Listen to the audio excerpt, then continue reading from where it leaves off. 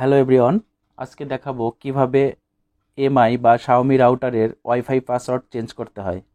ভিডিওটি ফলো করে আপনি নিজে নিজেই ওয়াইফাই পাসওয়ার্ড চেঞ্জ করতে পারবেন।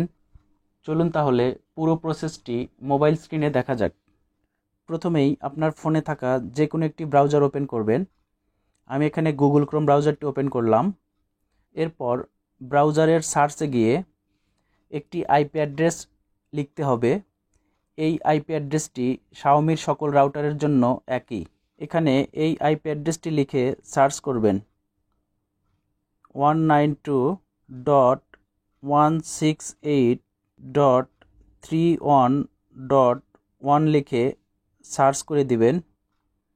তাহলে এরকম একটি ইন্টারফেস আসবে। এখানে নিচের দিকে দেখুন এন্টার অ্যাডমিন পাসওয়ার্ড।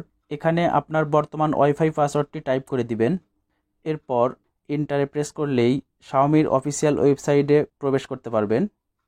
এরপর এরকম একটি ইন্টারফেস পাবেন। এখানে দেখুন তিনটি অপশনস রয়েছে, status, settings, advanced. Password change করার জন্য আপনি সেটিংসে একটি টাচ করবেন। এরপর মাঝামাঝি দেখুন পাসওয়ার্ড নামের একটি অপশনস রয়েছে, এখানে একটি টাচ করবেন। এখানে ব্যাক স্পেস দিয়ে আগের পাসওয়ার্ডটি মুছে ফেলে নতুন একটি পাসওয়ার্ড সেট করে নেবেন।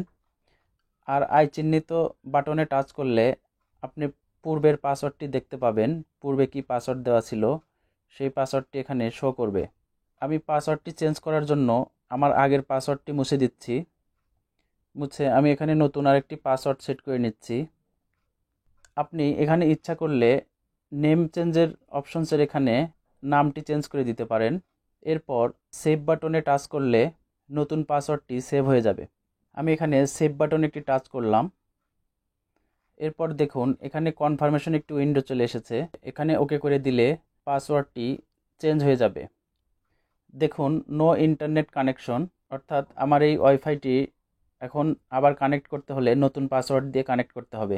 আর পাসওয়ার্ড চেঞ্জ করা হয়ে গেলে এই ওয়েবসাইট থেকে অবশ্যই লগ আউট করবেন। লগ আউট করার জন্য উপর দিকে ডান কোণায় নামের উপর একটি টাচ করবেন।